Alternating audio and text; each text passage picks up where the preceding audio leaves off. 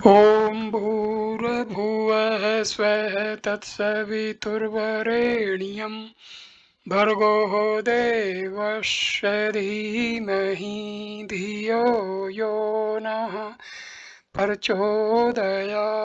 ॐ शांति शांति शांति।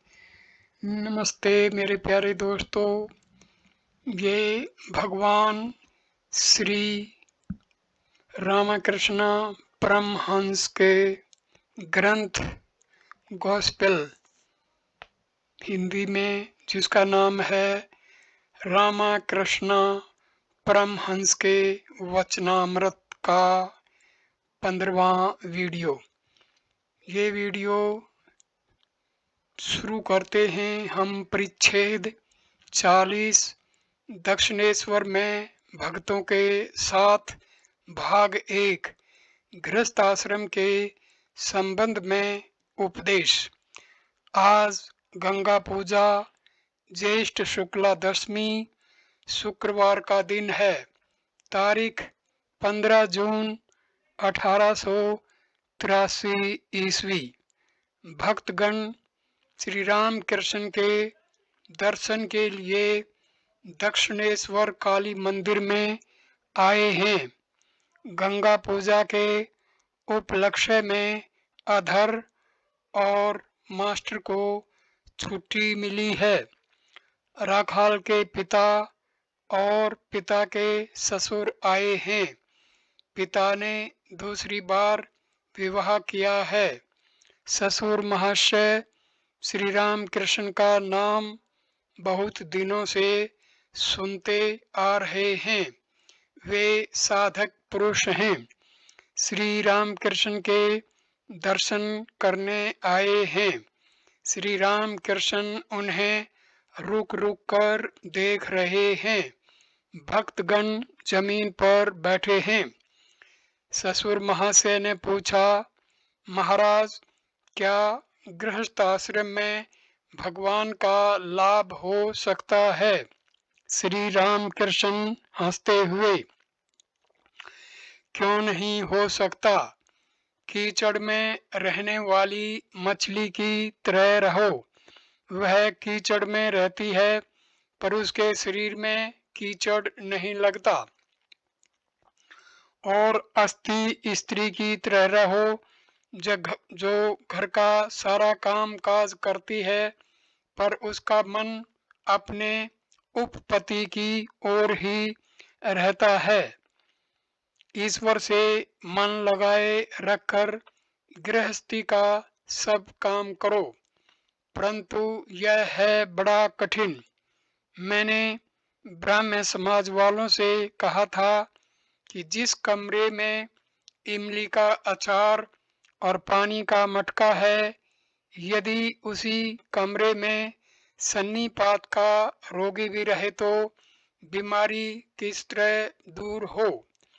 फिर इमली की याद आते ही मुंह में पानी भर आता है। पुरुषों के लिए स्त्रियां इमली के अचार की तरह हैं और विषय की तृष्णा तो सदा लगी ही है। यही पानी का मटका है। इस तृष्णा का अंत नहीं है। सन्नीपात का रोगी कहता है कि मैं एक मटका पानी पीऊंगा। बड़ा कठिन है। संसार में बहुत कठिनाइयां हैं। जिधर जाओ उधर ही कोई न कोई बला आ खड़ी हो जाती है और निर्जन स्थान न होने के कारण भगवान की चिंता नहीं होती। सोने को गलाकर गहना गढ़ना है तो यदि गलाते समय कोई 10 बार बुलाए तो सोना किस तरह गलेगा? चावल छांटते समय अकेले बैठकर छांटना होता है।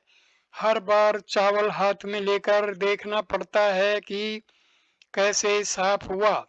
छांटते समय यदि कोई 10 बार बुलाए तो अच्छी तरह छांटना कैसे हो सकता है?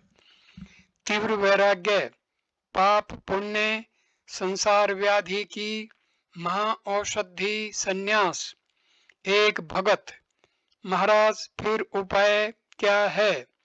श्री राम कृष्ण: उपाय है, यदि तीव्र वैराग्य हो तो हो सकता है।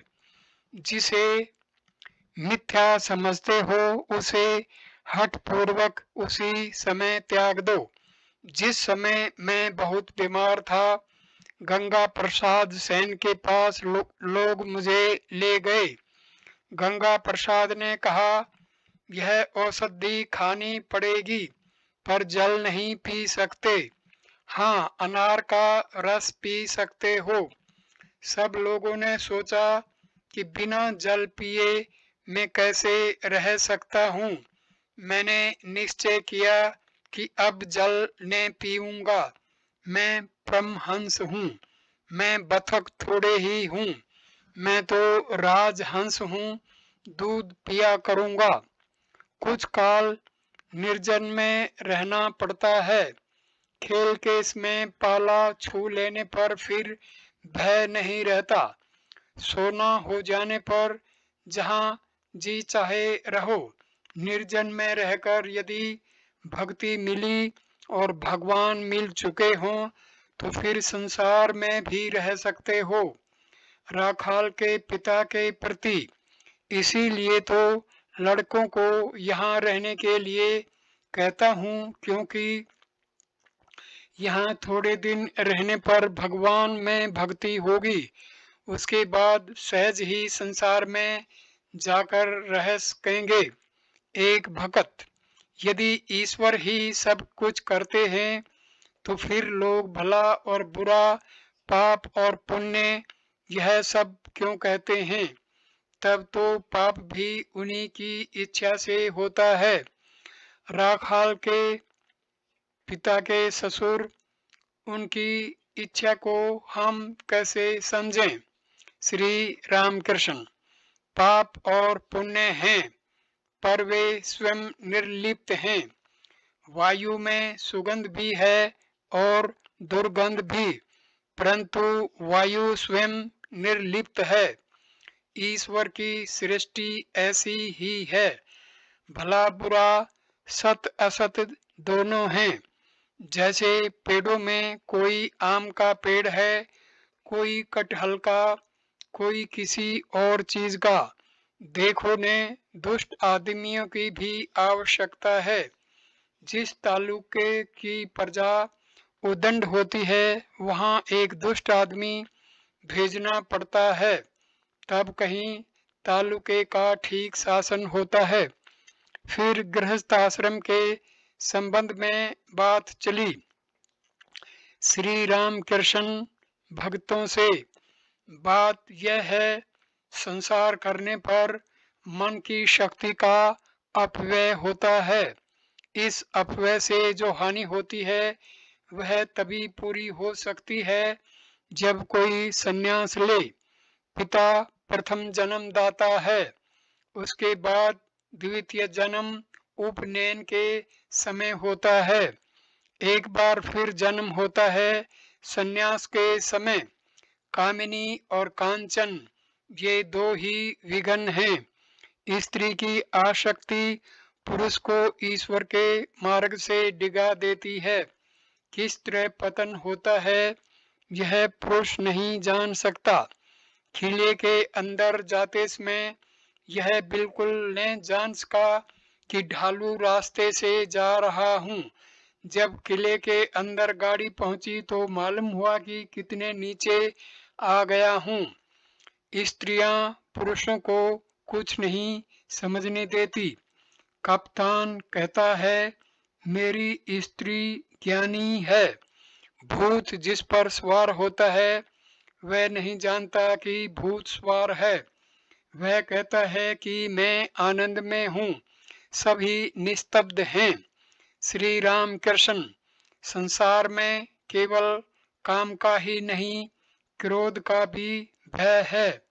कामना के मार्ग में रुकावट होने से ही क्रोध पैदा हो जाता है। मास्टर, भोजन करते समय मेरी थाली से बिल्ली कुछ खाना उठा लेने को बढ़ती है, मैं कुछ नहीं बोल सकता। श्री राम कृष्ण, क्यों? एक बार मारते क्यों नहीं? उसमें क्या दोष है? गृहस्थ को फुफकारना चाहिए, पर विष ने उगलना चाहिए। किसी को हानि नहीं पहुंचानी चाहिए, पर शत्रुओं के हाथ से बचने के लिए क्रोध का आभास दिखलाना चाहिए, नहीं तो शत्रु आकर उसे हानि पहुंचाएंगे। पर त्यागी के लिए फुफकारने की भी आवश्यकता नहीं है। एक भक्त, महाराज संसार में रहकर भगवान को पाना बड़ा ही कठिन देखता हूँ। कितने आदमी ऐसे हो सकते हैं? ऐसा तो कोई देखने में नहीं आता। श्री राम कृष्ण, क्यों नहीं होगा? उधर सुना है कि एक डिप्टी है, बड़ा अच्छा आदमी है, प्रताप सिंह उसका नाम है। दानशीलता, ईश्वर की भक्ति आदि बहुत से गुण उसमें हैं।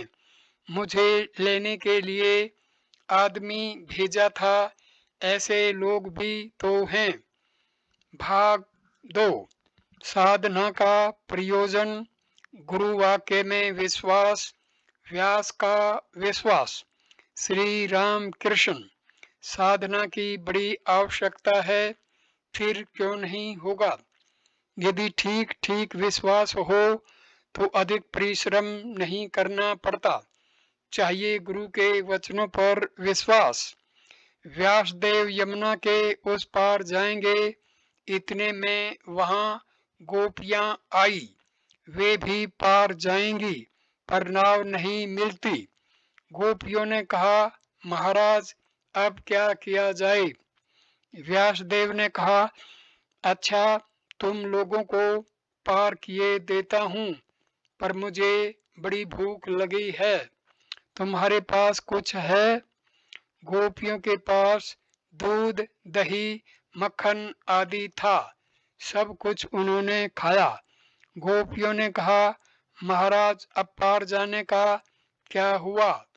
व्यासदेव तब किनारे पर जाकर खड़े हुए और कहने लगे, हे यमुने, यदि आज मैंने कुछ नहीं खाया हो तो तुम्हारा जल 2 भागों में बंट जाए। यह कहते ही जल अलग अलग हो गया। गोपियां यह देखकर दंग रह गई। सोचने लगी, इन्होंने अभी अभी तो इतनी चीजें खाई हैं, फिर भी कहते हैं यदि आज मैंने कुछ नहीं खाया हो। यही दृढ़ विश्वास है। मैंने नहीं, हृदय से जो नारायण है उन्होंने खाया है। शंकराचार्य तो ब्रह्मज्ञानी थे, पर पहले उनमें भेद बुद्धि भी थी। वैसा विश्वास ने था। चांडाल मांस का बोझ लिए आ रहा था। वे गंगा स्नान करके ही उठे थे कि चांडाल से स्पर्श हो गया। कह उठे, अरे तूने मुझे छू लिया। चांडाल ने कहा, महाराज ने आपने मुझे छुआ, ने मैंने आपको। शुद्ध आत्मा ने वह शरीर है, ने पंचभूत है और ने 24 तत्व है। तब शंकर को ज्ञान हुआ।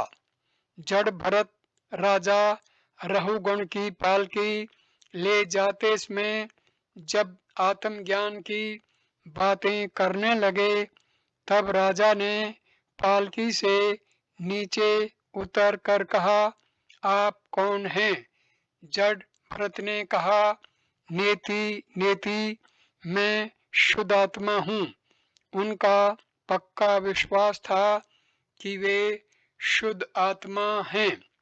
ज्ञान योग और भक्ति योग। सो हम, मैं शुद्ध आत्मा हूँ, यह ज्ञानियों का मत है। भक्त कहते हैं, यह सब भगवान का ऐश्वर्य है। धनी का ऐश्वर्य न होने से उसे कौन जान सकता है। पर यदि साधक की भक्ति देकर ईश्वर कहेंगे कि जो मैं हूँ वही तू भी है, तब दूसरी बात है।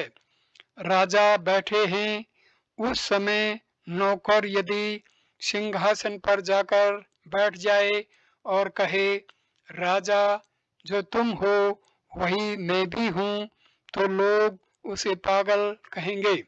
पर यदि नौकर की सेवा से संतुष्ट हो राजा एक दिन यह कहे, आजा तू मेरे पास बैठ, इसमें कोई दोष नहीं, जो तू है वही मैं भी हूँ।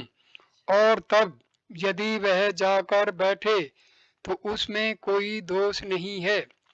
एक साधारण जीव का यह कहना कि सो हम मैं वही हूँ अच्छा नहीं है। जल की ही तरह तरंग होती है, तरंग का जल थोड़े ही होता है। बात यह है कि मन सिथरने होने से योग नहीं होता। तुम चाहे जिस राह से चलो, मन योगी के वश में रहता है, योगी मन के वश में नहीं। मन शिथिल होने पर वायु शिथिल होती है, उससे कुंभक होता है। वह कुंभक भक्ति योग से भी होता है। भक्ति से वायु शिथिल हो जाती है। मेरे निताई मस्त हाथी हैं, मेरे निताई मस्त हाथी हैं। यह कहते कहते जब भाव हो जाता है तब वह मनुष्य पूरा वाक्य नहीं कह सकता, केवल हाथी हैं, हाथी है कहता है। इसके बाद सिर्फ हा इतना ही भाव से वायु शिथिल होती है और उससे कुंभक होता है। एक आदमी झाड़ू दे रहा था कि किसी ने आकर कहा, अजी अमुक मर गया। जो झाड़ू दे रहा था उसका यदि वह अपना आदमी न हुआ तो वह झाड़ू देता ही रहता है और बीच बीच में कहता है, दुख की बात है, वह आदमी मर गया, बड़ा अच्छा आदमी था। इधर झाड़ू भी चल रहा है, परंतु यदि कोई अपना हुआ तो झाड़ू उसके हाथ से छूट जाता है और हाय कहकर वह बैठ जाता है। उस समय उसकी वायु शिथिल हो जाती है, कोई काम या विचार उससे फिर नहीं हो सकता। औरतों में नहीं देखा, यदि कोई निर्वाक होकर कुछ देखे या सुने तो दूसरी औरतें उससे कहती हैं, क्यों, क्या तुझे भाव हुआ है। यहाँ पर भी वायु शिथिल हो गई है। इसी से निर्वाक होकर मुंह खोले रहती है। ज्ञानी के लक्षण साधना सिद्ध और नित्य सिद्ध। सोहम कहने से ही नहीं होता, ज्ञानी के लक्षण हैं। नरेंद्र के नेत्र उभरे हुए हैं, इनके भी कपाल और नेत्र का लक्षण अच्छा है। फिर सबकी एक सी हालत नहीं होती।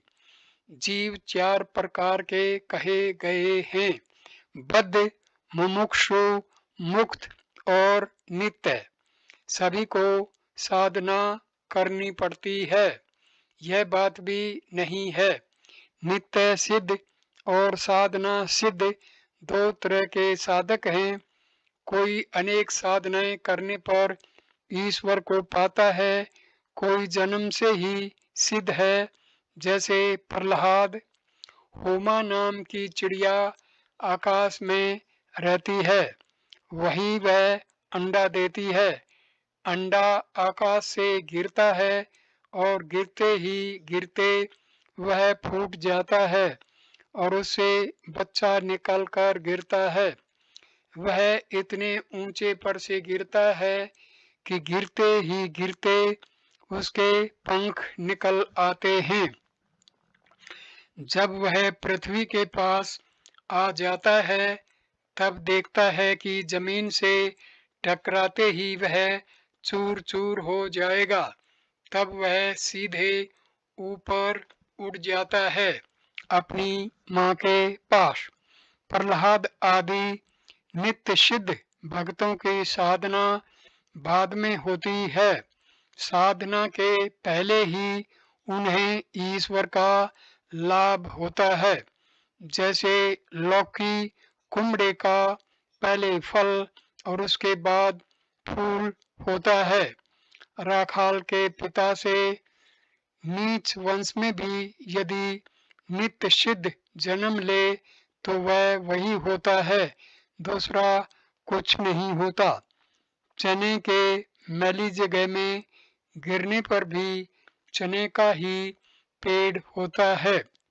शक्ति का तारतम्य। विद्या सागर। ईश्वर ने किसी को अधिक शक्ति दी है, किसी को कम। कहीं पर एक दिया जल रहा है, कहीं पर एक मशाल।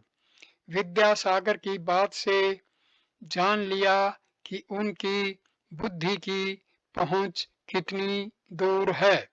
जब मैंने शक्ति विशेष की बात कही तब विद्यासागर ने कहा, महाराज, तो क्या ईश्वर ने किसी को अधिक शक्ति दी है और किसी को कम?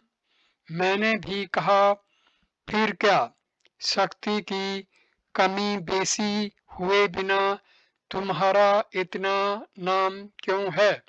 तुम्हारी विद्या, तुम्हारी दया, यही सब सुनकर तो हम लोग आए हैं।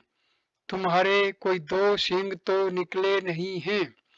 विद्यासागर की इतनी विद्या और इतना नाम होते हुए भी उन्होंने ऐसी कच्ची बात कह दी।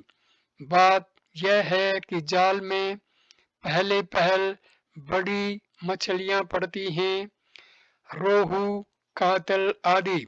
उसके बाद मछुआ पैर से कीचड़ को घोंट देता है, तब तरह तरह की छोटी छोटी मछलियां निकल आती हैं और तुरंत फंस जाती हैं।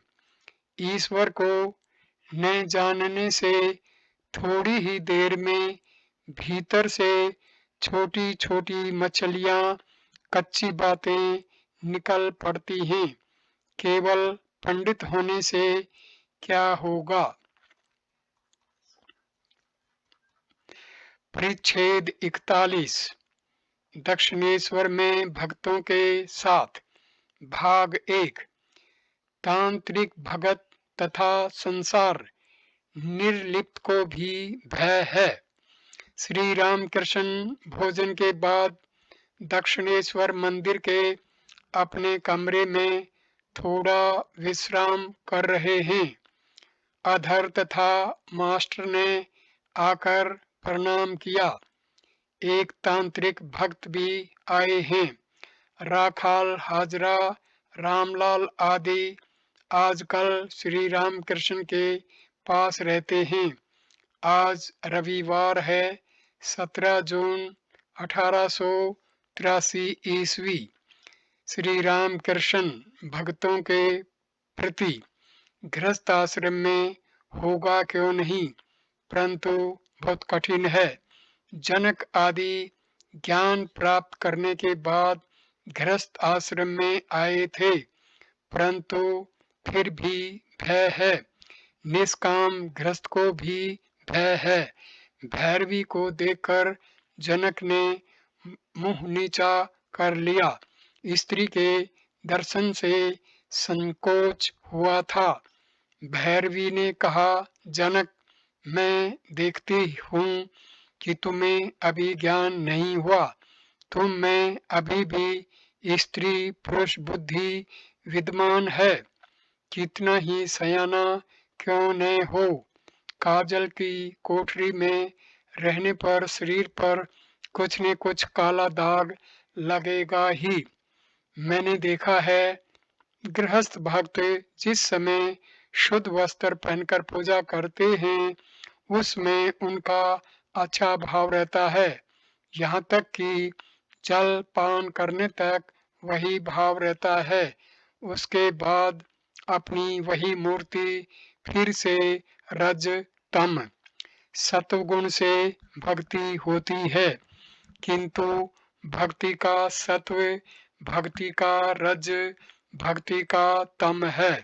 भक्ति का सत्व विशुद्ध है।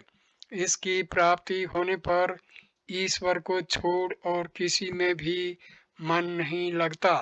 देह की रक्षा हो सके, केवल इतना ही शरीर की ओर ध्यान रहता है। परमहंस त्रिगुणातीत होते हैं। परमहंस तीनों गुणों से अतीत होते हैं। उनमें 3 गुण हैं और फिर नहीं भी हैं। बालक जैसा किसी गुण के अधीन नहीं है। इसलिए परमहंस छोटे छोटे बच्चों को अपने पास आने देते हैं, जिससे उनके स्वभाव को अपना सकें। परमहंस संचय नहीं कर सकते। यह अवस्था गृहस्थों के लिए नहीं है। उन्हें अपने घर वालों के लिए संचय करना पड़ता है। तांत्रिक भक्त, क्या परमहंस को पाप पुण्य का बोध रहता है? श्री राम कृष्ण। केशव सेन ने यह बात पूछी थी। मैंने कहा, और अधिक कहने पर तुम्हारा दल बल नहीं रहेगा। केशव ने कहा, तो फिर रहने दीजिए महाराज। पाप पुण्य क्या है जानते हो? परमहंस अवस्था में अनुभव होता है कि वे ही सुबुद्धि देते हैं, वे ही कुबुद्धि देते हैं। फल क्या मीठे कड़वे नहीं होते? किसी पेड़ में मीठा फल है, किसी में कड़वा या खट्टा फल। उन्होंने मीठे आम का वृक्ष भी बनाया है और फिर खट्टे फल का वृक्ष भी। तांत्रिक भक्त, जी हाँ, पहाड़ पर गुलाब की खेती दिखाई देती है। जहाँ तक दृष्टि जाती है, केवल गुलाब ही गुलाब का खेत। श्री राम कृष्ण। परमहंस देखता है, यह सब उनकी माया का ऐश्वर्य है।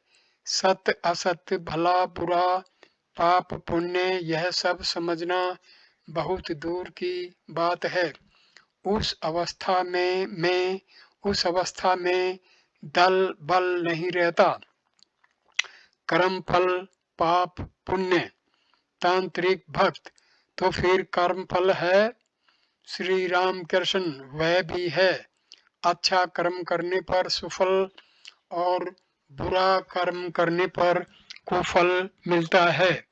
मिर्च खाने पर तीखा तो लगेगा ही। यह सब उनकी लीला है, खेल है।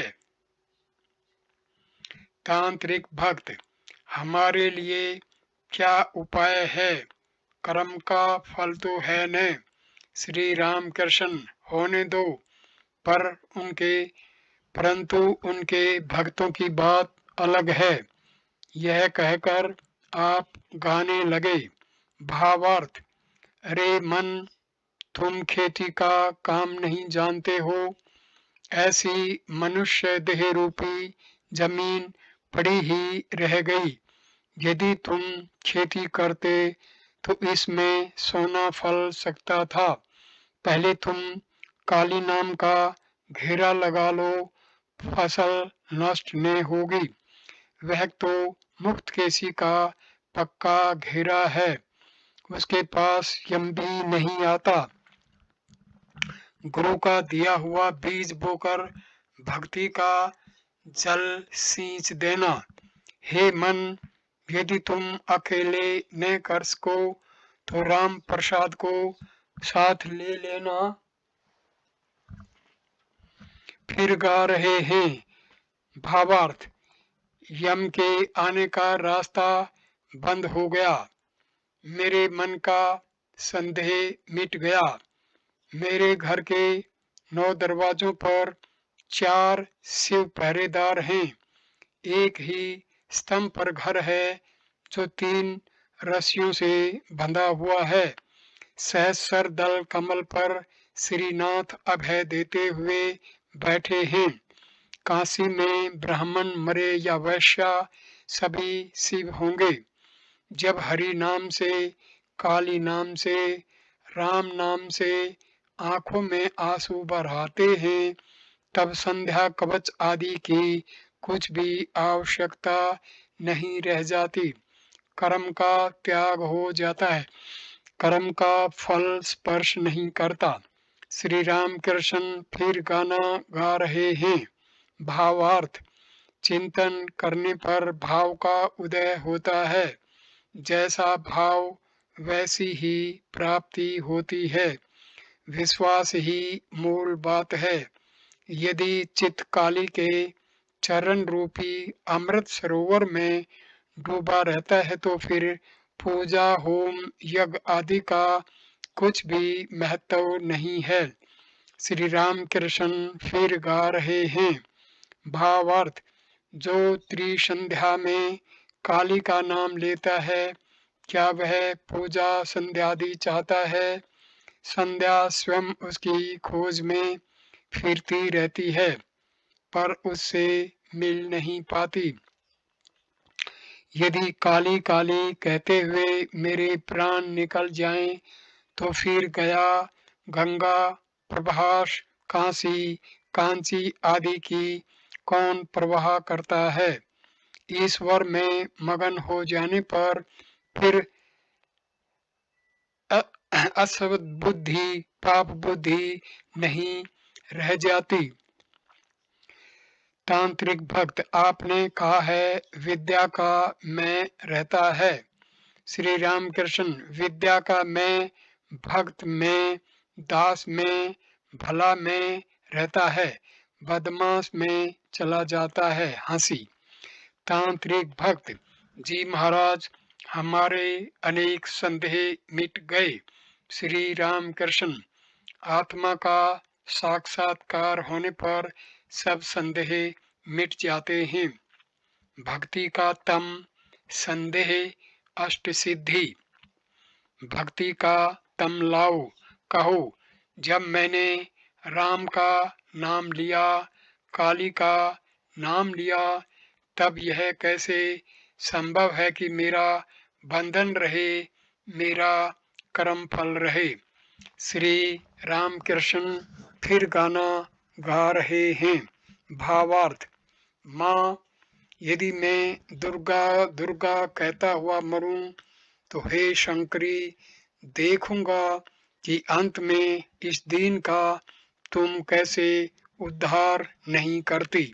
माँ, गो ब्राह्मण की, भ्रूण की तथा नारी की हत्या, सुरापान आदि पापों की रत्ती भर परवाह न कर मैं ब्रह्मपद प्राप्त कर सकता हूँ। श्री राम कृष्ण फिर कहते हैं।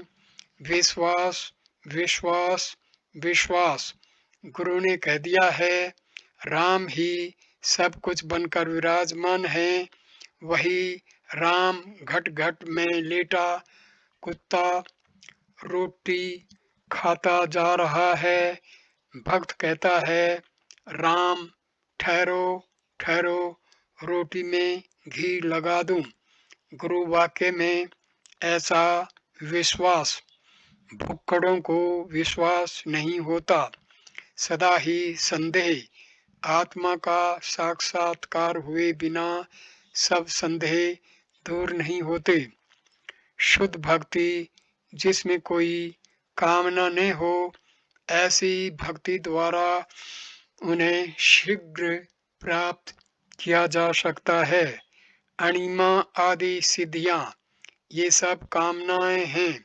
कृष्ण ने अर्जुन से कहा है, भाई, अणिमा आदि सिद्धियों में से एक के भी रहते ईश्वर की प्राप्ति नहीं होती। शक्ति को थोड़ा बढ़ा भर सकती हैं वे। तांत्रिक भक्त महाराज, तांत्रिक क्रिया आजकल सफल क्यों नहीं होती? श्री राम कृष्ण, सर्वांगीण नहीं होती और भक्ति पूर्वक भी नहीं की जाती, इसीलिए सफल नहीं होती। अब श्री राम कृष्ण उपदेश समाप्त कर रहे हैं, कह रहे हैं, भक्ति ही सार है। सच्चे भक्त को कोई भय, कोई चिंता नहीं। माँ सब कुछ जानती है। बिल्ली चूहा पकड़ती है एक प्रकार से, परंतु अपने बच्चे को पकड़ती है दूसरे प्रकार से। परिच्छेद 42 पानी हाटी महोत्सव में। भाग 1 कीर्तानंद में। श्री राम कृष्ण पानी हाटी के महोत्सव में राजपथ पर बहुत लोगों से घिरे हुए संकीर्तन के बीच में नृत्य कर रहे हैं। दिन का 1 बजा है। आज सोमवार ज्येष्ठ शुक्ला त्रयोदशी तिथि है। तारीख 18 जून 1883 ईस्वी। संकीर्तन के बीच में श्री राम कृष्ण के दर्शन करने के लिए चारों ओर लोग कतार बांधकर खड़े हैं। श्री राम कृष्ण प्रेम में मतवाले हो नाच रहे हैं। कोई कोई सोच रहे हैं कि क्या श्री गौरांग फिर प्रकट हुए हैं। चारों ओर हरी धवनी सागर की तरंगों के समान उमड़ रही है। चारों ओर से लोग फूल बरसा रहे हैं और बतासे लुटा रहे हैं। श्री नवद्वीप गोस्वामी संकीर्तन करते हुए राघव पंडित के मंदिर की ओर आ रहे थे कि एकाएक श्री रामकृष्ण दौड़कर उनसे आ मिले और नाचने लगे। यह राघव पंडित का चिवड़े का महोत्सव है। शुक्ल पक्ष की त्रयोदशी तिथि पर प्रतिवर्ष महोत्सव होता है। इस महोत्सव को पहले दास रघुनाथ ने किया था, उसके बाद राघव पंडित प्रतिवर्ष करते थे। दास रघुनाथ से नित्यानंद ने कहा था, अरे तू घर से केवल भाग भाग कर आता है और हमसे छिपाकर प्रेम का स्वाद लेता रहता है, हमें पता तक नहीं लगने देता। आज तुझे दंड दूंगा। तू चिवड़े का महोत्सव करके भक्तों की सेवा कर। श्री राम कृष्ण प्राय प्रतिवर्ष यहाँ आते हैं। आज भी यहाँ राम आदि भक्तों के साथ आने वाले थे। राम सवेरे मास्टर के साथ कलकत्ते से दक्षिणेश्वर आए। श्री राम कृष्ण को प्रणाम कर वहीं उतरने वाले बरामदे में उन्होंने प्रसाद पाया। राम कलकत्ते से जिस गाड़ी पर आए थे उसी पर श्री राम कृष्ण पानी हाटी आए। राखाल, मास्टर, राम, भवनाथ तथा और भी 2-1 भक्त उनके साथ थे। गाड़ी मैगजीन रोड से होकर चाणक्य के बड़े रास्ते पर आई। जाते जाते श्री राम कृष्ण बालक भक्तों से विनोद करने लगे। पानी हाटी के महोत्सव स्थल पर गाड़ी पहुंचते ही राम आदि भक्त यह देखकर विस्मित हुए कि श्री राम कृष्ण जो अभी गाड़ी में विनोद कर रहे थे, एकाएक अकेले ही उतरकर बड़े वेग से दौड़ रहे हैं। बहुत ढूंढने पर उन्होंने देखा कि वे नवद्वीप गोस्वामी के संकीर्तन के दल में नृत्य कर रहे हैं और बीच बीच में समाधिस्थ भी हो रहे हैं। समाधि की दिशा में कहीं वे गिरने पड़े, इसलिए नवद्वीप गोस्वामी उन्हें बड़े यत्न से संभाल रहे हैं। चारों ओर भक्तगण हरि ध्वनि करके उनके चरणों पर फूल और बतासे चढ़ा रहे हैं और एक बार उनके दर्शन पाने के लिए धक्कम धक्का कर रहे हैं। श्री राम कृष्ण अर्ध बाह्य दिशा में नृत्य कर रहे हैं। फिर बाह्य दिशा में आकर वे गाने लगे। भावार्थ, हरि का नाम लेते ही जिनकी आंखों से आंसुओं की झड़ी लग जाती है, वे दोनों भाई आए हैं जो स्वयं नाचकर जगत को नचाते हैं। वे दोनों भाई आए हैं जो स्वयं रोकर जगत को रुलाते हैं और जो मार खाकर भी प्रेम की याचना करते हैं, वे आए हैं।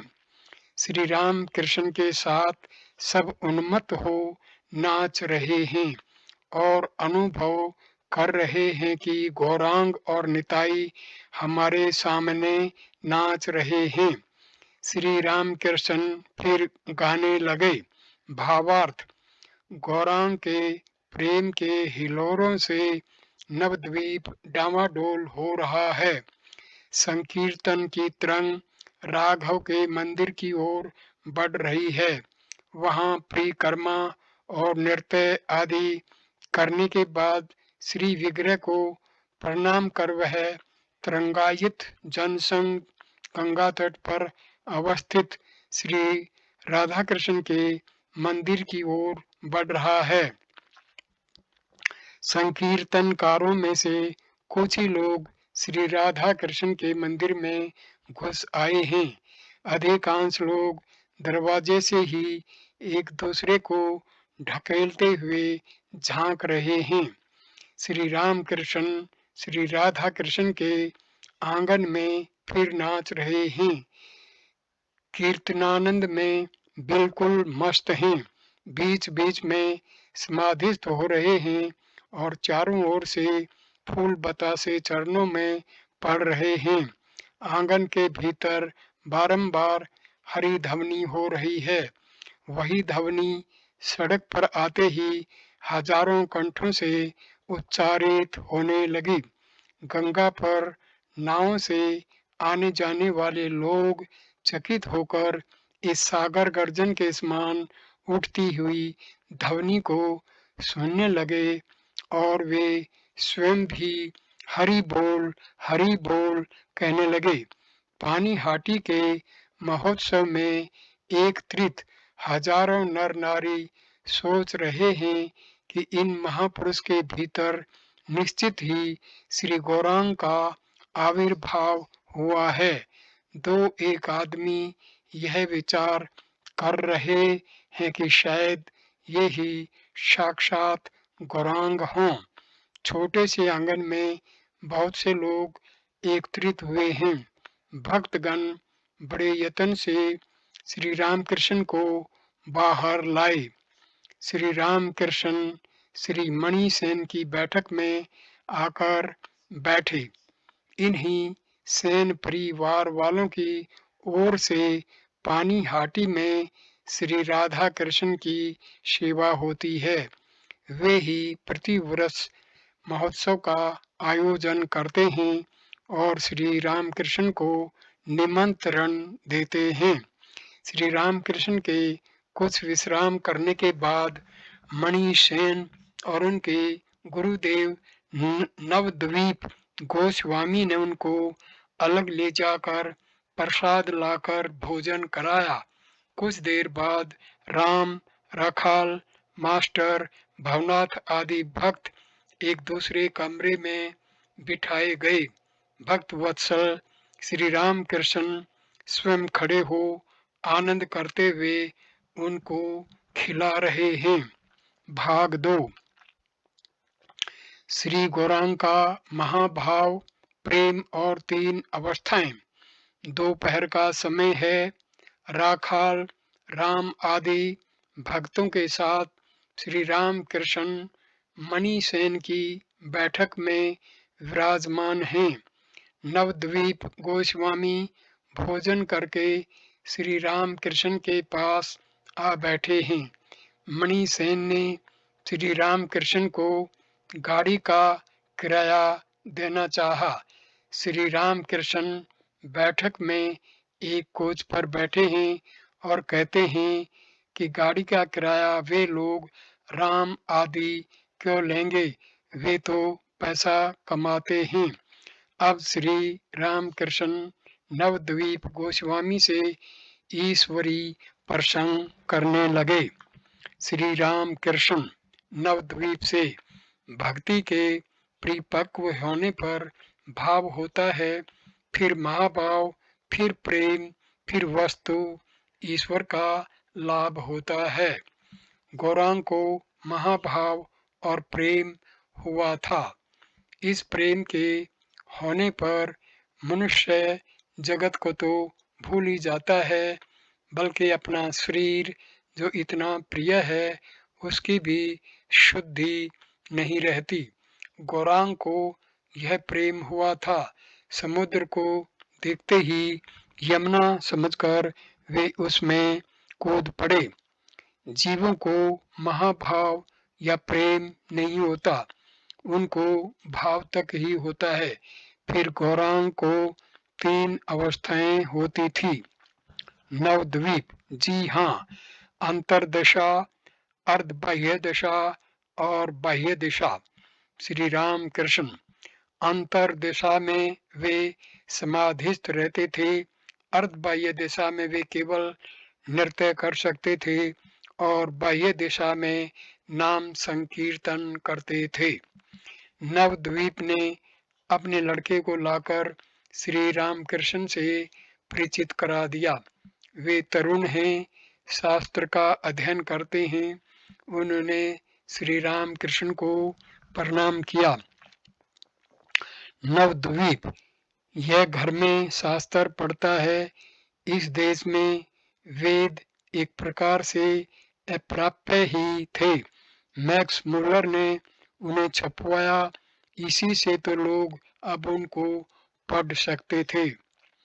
पांडित्य और शास्त्र। श्री रामकृष्ण, अधिक शास्त्र पढ़ने से और भी हानि होती है। शास्त्र का सार जान लेना चाहिए, फिर ग्रंथ की क्या आवश्यकता है। शास्त्र का सार जान लेने पर डुबकी लगानी चाहिए ईश्वर का लाभ करने के लिए। मुझे माँ ने बतला दिया है कि वेदांत का सार है ब्रह्म सत्य और जगत मिथ्या। गीता का सार क्या है? 10 बार गीता शब्द कहने से जो हो वही, अर्थात त्यागी त्यागी। नवद्वीप, ठीक त्यागी नहीं बनता, तागी होता है, फिर उसका भी अर्थ वही है। तग धातु और घय प्रत्यय, ताग उस पर इन प्रत्यय लगाने पर त्यागी बनता है। त्यागी का अर्थ जो है तागी का भी वही है। श्री रामकृष्ण, गीता का सार यही है कि हे जीव, सब त्याग कर भगवान का लाभ करने के लिए साधना करो।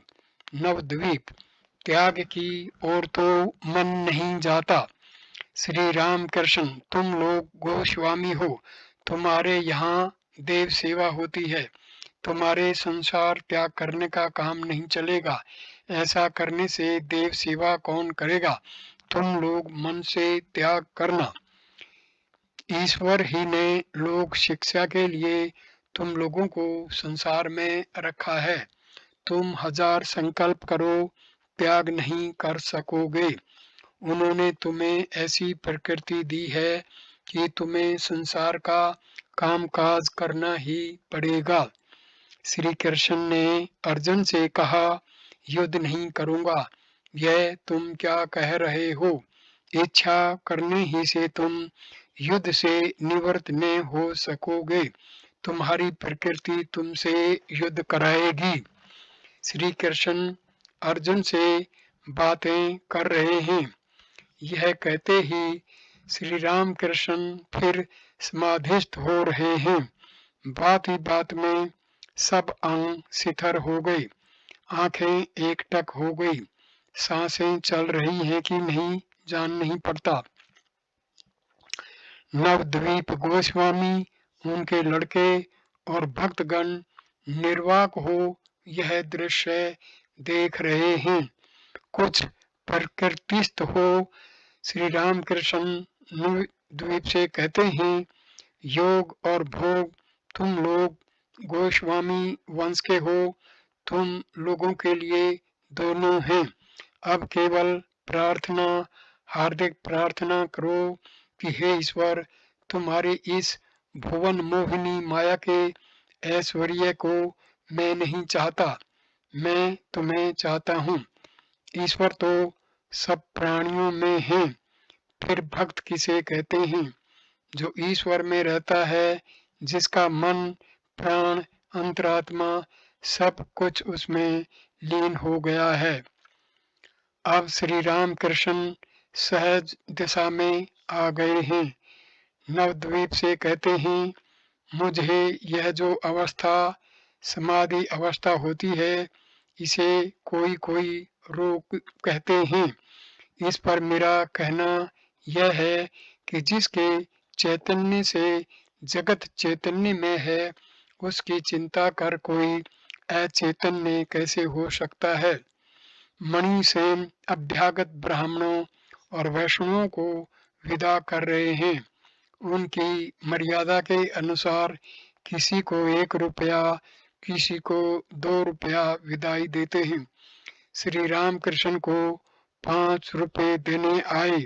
आप बोले, मुझे रुपए न लेने चाहिए, तो भी मणि सेन नहीं मानते। तब श्री रामकृष्ण ने कहा, यदि रुपए दोगे तो तुम्हें तुम्हारे गुरु की शपथ है। मणि सेन इतने बार भी देने आए। तब श्री रामकृष्ण ने अधीर होकर मास्टर से कहा, क्यों जी, लेना चाहिए। मास्टर ने बड़ी आपत्ति करते हुए कहा, जी नहीं, किसी हालत में न लें। मणि सेन के घर वालों ने तब आम और मिठाई खरीदने के नाम पर राखाल के हाथ में रुपए दिए। श्री रामकृष्ण मास्टर से, मैंने गुरु की शपथ दी है, मैं अब मुक्त हूँ। राखाल ने रुपए लिए हैं, अब वह जाने। श्री रामकृष्ण भक्तों के साथ गाड़ी पर बैठे दक्षिणेश्वर लौट जाएंगे। निराकार ध्यान और श्री रामकृष्ण। मार्ग में मोतीसील का मंदिर है। श्री रामकृष्ण बहुत दिनों से मास्टर से कहते आए हैं कि एक साथ आकर इस मंदिर की झील को देखेंगे। यह सिखलाने के लिए कि निराकार ध्यान कैसे करना चाहिए। श्री रामकृष्ण को खूब सर्दी हुई है, तथापि भक्तों के साथ मंदिर देखने के लिए गाड़ी से उतरे। मंदिर में श्री गौरांग की पूजा होती है।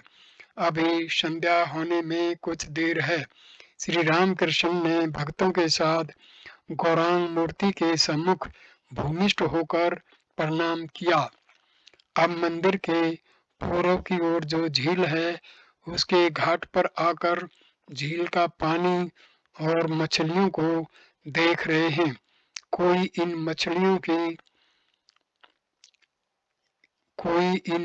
मछलियों की